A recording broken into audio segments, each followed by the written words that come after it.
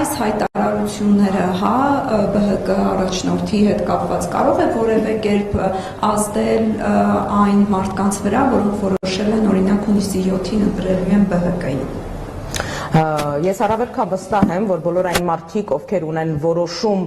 հունիսի 7-ին իրենց վստահության քվեն Բարգավաճ Հայաստան կուսակցությանը տալու,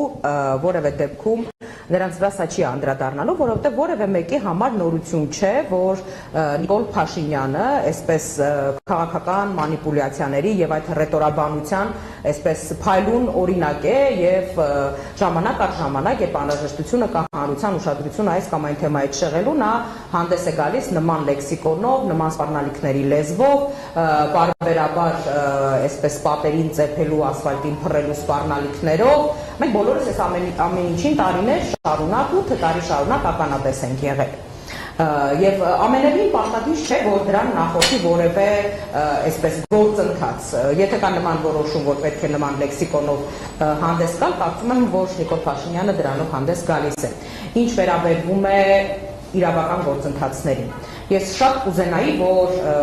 մեր գործընկերներից որևէ մեկը նույն հարցը նաև Նիկոլ Փաշինյանին ուղղեր, թե որ պահից սկսած է Նիկոլ Փաշինյանը իրեն վերապահել իրավական համակարգի կոորդինատորի համակարգողի դերը։ Նիկոլ Փաշինյանը երեկ հնչեցնում է հայտարարություն,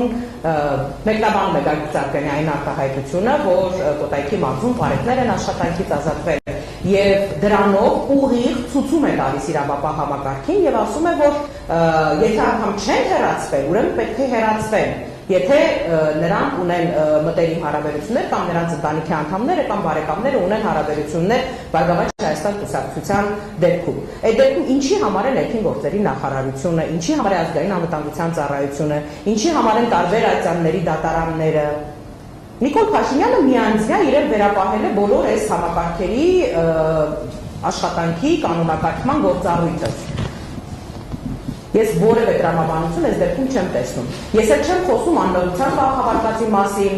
որ Նիկոլ Փաշինյանը նույն Նվեր Ծառուկյանի գործի հետ կապված իրեն վերապահում է այսպես դատավճիռներ կայացնելու գործառույթ։ Շատ ցավում եմ, որ քաղաքական պայքարը քարոզարշավի մեկնարկից մեկ շաբաթ անց այսօր գտնվում է այս փուլում։ Չեմ ուզում կորցնել հույսս, որ ինչ-որ մի պահի կառուցողականության դաշտ կվերադառնա։ Կապրենք կտեսնենք։ Իսկ ձեր կարծիքով ինչու է հենց ԲՀԿ-ին թիրախավորում եւ Գագիկ Ծառուկյանին, արդյոք սոցհարցումներ կան նրա ձեռքի տակ, որոնք առիթ են հանդիսացել, որպեսզի թիրախավորի, արդյոք հնարավոր կոալիցիան է փորձում վիժեցնել, որը կարող է լինել նաև ընդդիմության մեջ, որովհետև փորձում է այս կամ այն ընդդիմադիր ուժի հետ նաև Գագիկ Ծառուկյանին կապել։ Ո՞րն է հարցի պատասխանը ձեր կարծիքով, ինչու է թիրախավորվում Գագիկ Ծառուկյանը։ Ես առավել քան վստահ եմ, որ այո, իրենք տիրապետում են սոցիոլոգիական հարցումներին եւ կարծում եմ, որ այս ցայտնոտային վիճակի հիմնական պատճառներից մեկը նաեւ Բարգավաճ Հայաստան կուսակցության Գագիկ Ծառուկյանի շատ բարձր վարկանիշն է։ Բնականաբար ենթադրում եմ, որ իրենք առավել քան վստահ եմ, չեմ ենթադրում, որ իրենք տիրապետում են սոցիոլոգիական հարցումներին, մասնավորապես նույն Նիկոլ Փաշինյանի օգտագործած հռետորաբանությունը նաև տարբեր սոցիոլոգիական կազմակերպությունների կողմից մոնիտորինգի է ենթարկվել եւ կազմակերպությունները արձանագրում են եւ փաստում են, որ ընդդիմությունը բարեկրթության եւ քաղաքական լեքսիկոնի շրջանակներում է հանդես գալիս, իսկ նույն Նիկոլ Փաշինյանը իր քարոզարշավը բացարձակ անընդունելի քաղաքական տեղինաբանությամբ է առաջ տանում։ Ինչ վերաբերում է մնացածին, ես շատ ցավում եմ, որ անընդհատ ժողովրդավարության, օրինականության, իրավունքի մասին ամենաբարձր գոռացող իշխանությունների ներկայացուցիչները հենց իրենց օրինակով ամենօրյա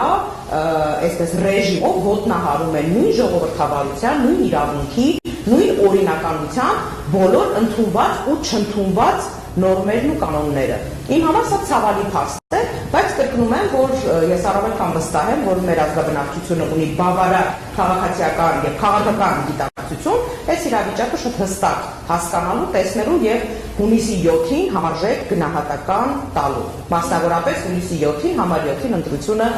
տալու։ Բաժանորդագրվեք Արմադ մեդիայի ալիքներին YouTube-ում, Facebook-ում, Instagram-ում և Telegram-ում։